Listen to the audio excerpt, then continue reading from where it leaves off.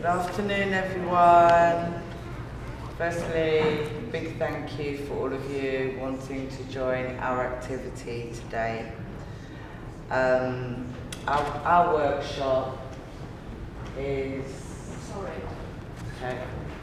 Our workshop is in regards to the experience of a woman accessing services. As you know, at Fulfilling Life, Southwark and Lewisham, we work alongside people who experience multiple advantages, a combination of mental health, homelessness, drug and alcohol use, and the contact with the criminal justice system. Our aim has always been to influence the system so that people experiencing multiple disadvantages can have improved access to support. To create change, we focus on impacting the way people are supported through practice, policy and procedures, working together as equals on a shared goal, providing support in a unique way alongside people building trusting relationships. We do feel that we need to make you aware that this activity is quite a powerful one, and also it could be triggering for any of you, and if that be the case, please let Sarah or myself know, and we'll just take you outside the door there. We hope that there will be one person on each table, such as leaves you on this table. Maybe we could join another table. One of you on each table, if you don't mind, to actually wear some labels. They're negative labels. However, we will explain as we continue further on what that involves. This session will take around 40 minutes. Then and so within that 40 minutes, there's going to be 15 minutes for the activity, a 10-minute discussion, and then another audio clip. So we're going to play an audio clip at the beginning, and then one right at the end.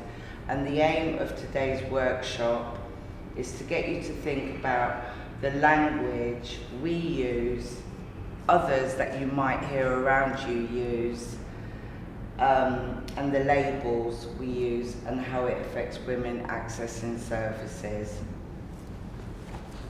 Thanks, Stephen. So I'm just going to give a little bit of a kind of overview, or just talk a little bit about language before we start with the activity. So kind of as Di was talking about in her presentation this morning, and also what kind of Len was touching on about language, through the development of the Fulfilling Lives programme, we've really recognised the importance of the power of language and the words that we use and how that shapes kind of how we see things, and the stigma that can really be attached to labels. We've come to see that language can be a really powerful tool for change, and the impact that both positive and negative language can have. This visual here is from Karen Traisman, and it just kind of highlights, I don't know if you can all see it very well, but it kind of highlights some of why language can be so important, and that it's, you know, more than just words. It can lead to stigma and blaming and shaming, and also that words can be hopeful and positive and inspiring. Some of the labels you may feel you don't want to change. Do you know what I mean? So like a discussion will come up anyway, probably between you all, you know, on the table. Yeah. It doesn't mean you have to stick one on each one. It's just, you know, what you feel. Yeah. So, should we? Yeah, because we only need 3, don't we?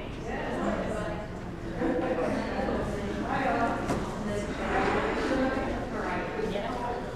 Actually, Sarah, do that, and I'll get the labels. Yeah. Yes, leave the labels.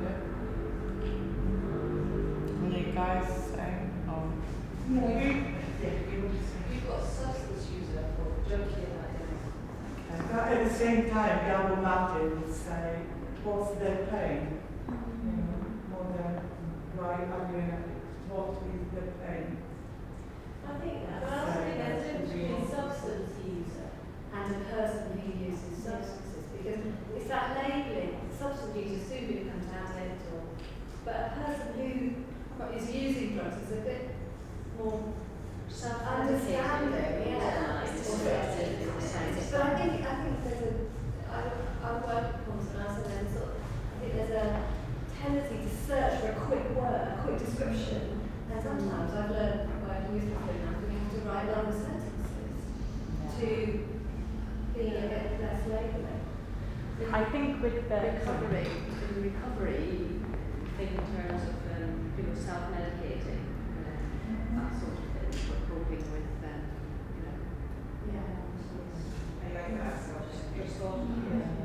It's an accurate description as well, because we know that a lot of people that we work with have experienced a huge amount of trauma, you know, during childhood and later life. I mean, we all experience that, with, I'm really tired, I eat more, comfort eating, and, just think different scales of that, just think of comfort and...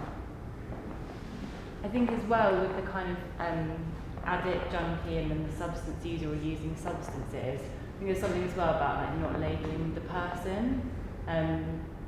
So I shared in the group before. So I'm in recovery from an eating disorder, and I hate it when people call me anorexic. Like she's anorexic, Sarah's anorexic. It makes me angry. It makes me want to cry, to be honest, even just saying it. But if someone describes me as Sarah's in recovery from anorexia, that's completely different because that's true. But it also leaves space for I'm a sister, I'm a daughter, and I like going out. I like music. I like going out on the weekend. I like, going to the. I don't like going to the gym that much, but it leaves space for those other parts of me rather than just seeing me as that one, like that label. That's what I am. And I think it's kind of similar with addict. Or same with I'm in recovery too, so it's exactly the same. And but for myself, a lot of these labels, it was so easy for me to wear those labels, and it became a part of my belief system. And through recovery, a lot of these words have changed. For me personally, but it takes a long time sometimes to get out of that mindset when you've been called it, possibly even from, childhood, you've had abuse, trauma, so it takes a long time to change your mindset. And even when you do, sometimes like for myself, I'll have, what's it called, imposter syndrome. It's like, oh, is it really, Dion, really, is this you now? And I was classed as difficult, but I wouldn't say I was actually really difficult. I think I was just resistant to change, which they then said I was difficult. I was resistant to authority because I had to do what my mum told me to do at home. I think for me there was just so much resistance. But it was easy for them to just put me in a group and say, this is a difficult group, and that's it. The difficult ones sit at the back of the class, at the front of the class, sorry, not the back, because we can cause more trouble then. But so it's just shaking those labels off, really. And I just think, maybe it takes for training, for practitioners, professionals to get the training. I mean, we have come a long way from, I'm from that era where disability, the word that was used was spastic. We don't use that word anymore now. It is disability. So we have come a long way. However, that social change, it's happening, we're going to keep evolving, and it's about all of us being a part of that as well. And even though you may go back to work and you know, you might still use some of the same jargon, some of the same words. You know, you might think a bit more maybe when you are writing that report or describing someone. You might actually think possibly maybe the words that you are using to describe that person. Do you I want just want to make reference to the term substance use, or substance user. I do feel the subject a form of protection in terms of not everybody wants to disclose how much they're using, and I think the term substance use as opposed to addict implies that it's out of control, using in excess. Your substance use provides a protector to the subject. So I feel there are positives and negatives in all. I just wanted to share that. Yeah. Thank you.